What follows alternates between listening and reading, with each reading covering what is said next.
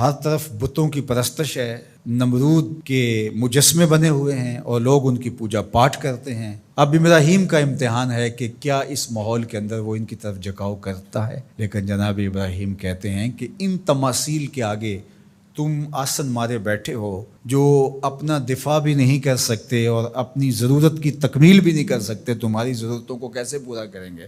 تو یہ میرے رب نہیں ہو سکتے۔ شمس و قمر کو، چاند کو، سورج کو، ستاروں کو پوجتے ہو، اچھا یہ چاند، یہ ستارے رب ہے؟ تو جب ڈوب گئے تو کہا کہ جو ڈوبنے والے ہیں وہ میرے رب تو نہیں ہو سکتے، مجھے رب کی ضرورت پڑ جائے، رب ڈوبا ہوا ہو تو مجھے تو وہ چاہیے جو ہر وقت حاضر ہو، تو میں تو اس رب کی پوجا نہیں کر سکتا۔ یہ ان کے شعور کا امتحان تھا اور اس شعوری امتحان میں پورے نکلے۔ پھر اس کے بعد اگلا امتحان تھا کہ وہ اس شعور کو بیان کرنے کی طاقت بھی رکھتے ہیں کہ نہیں۔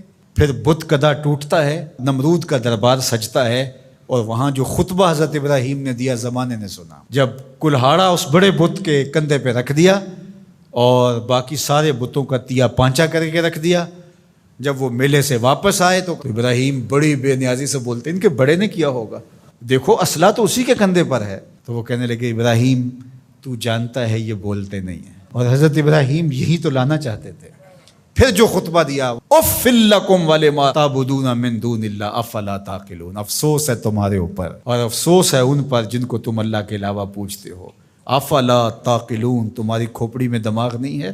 اور پھر اللہ کی توحید کا بیان فرمایا۔ پھر اس کے بعد جان کا امتحان آیا، تو پھر جلتے ہوئے شعلوں کے اندر جس طرح ہنس کے داخل ہوا پیغمبر، یہ الگ اور نرالی شان تھی۔ نمرود نے سوچا تھا جل کے راکھ ہو گیا ہوگا چخا میں، لیکن 40 دن کے بعد جب آگ بجھتی ہے تو حضرت ابراہیم انگاروں سے چلتے ہوئے یوں باہر آتے ہیں جس طرح پھولوں پر کوئی نازنین چل کے آ رہا۔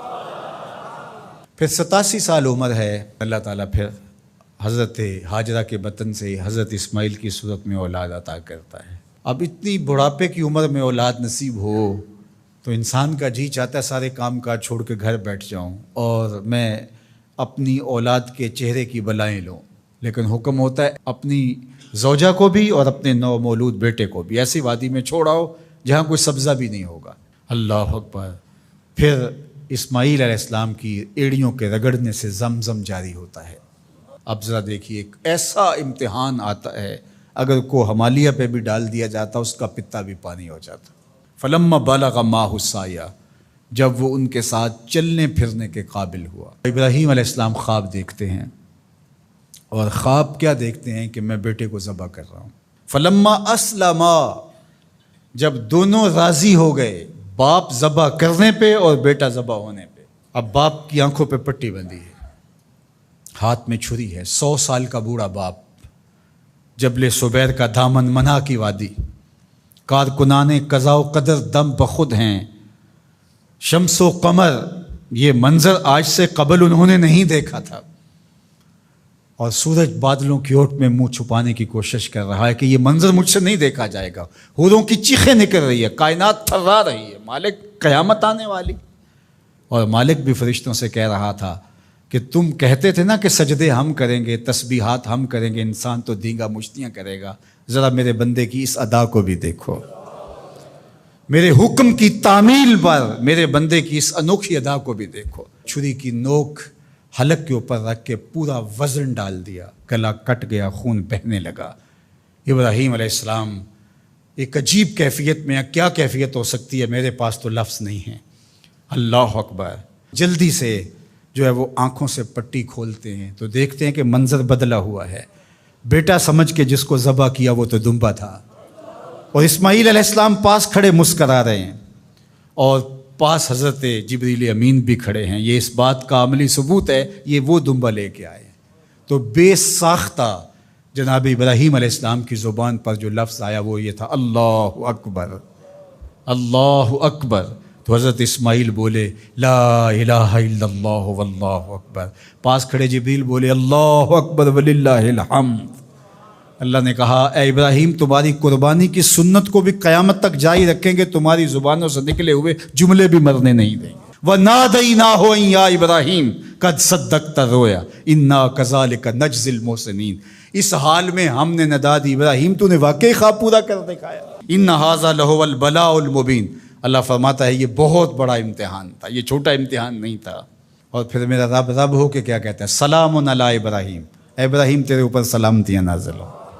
اللہ اکبر۔ پرسوں بھی میں کسی منڈی کے قریب سے گزرا، کہتے ہیں اس علاقے کی سب سے بڑی منڈی ہے، تو ہزاروں جانور، ہجوم محبت، اور سڑکوں پر، گلیوں میں، بازاروں میں، کوئی یہاں گائے لے کے جا رہا ہے، کوئی بیل، کوئی اونٹ اٹھا کے لے کے جا رہا ہے، تو بے ساختہ میری زبان سے یہی نکلتا ہے، سلام علی ابراہیم، ابراہیم تیرے اوپر سلامتیاں نازل ہوں۔ اللہ اکبر۔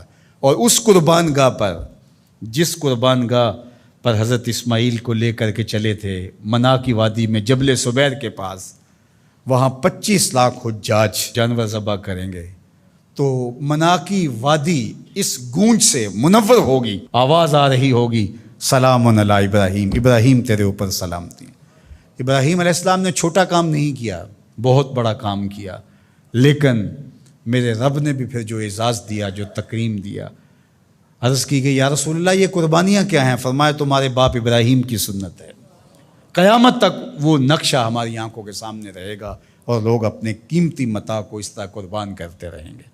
ہمارے ایک بزرگ فرمایا کرتے تھے کہ ہر بندے کا کوئی نہ کوئی اسماعیل ہوتا ہے، جب تک وہ اپنے اسماعیل کی گردن پر چھری نہیں رکھتا رب کا قرب نصیب نہیں ہوتا۔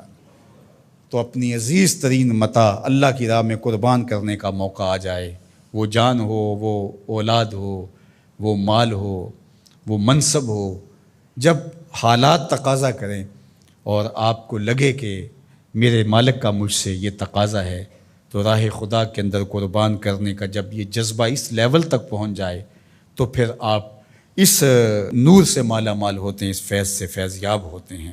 ہمارے لیے یہ واقعات اس لیے رکھے، ہم تو چھوٹے چھوٹے امتحانوں سے ڈر جاتے ہیں، ہمیں بڑے امتحان بھی دینے پڑے تو ہمارے بڑوں کی سیرت یہ ہے کہ ہم کشادہ دلی کے ساتھ، خوش دلی کے ساتھ ان امتحانوں سے گزریں، پھر ہمارے رب کی رحمتیں اور کرم نوازیاں ہمارے شامل حال ہوں گی۔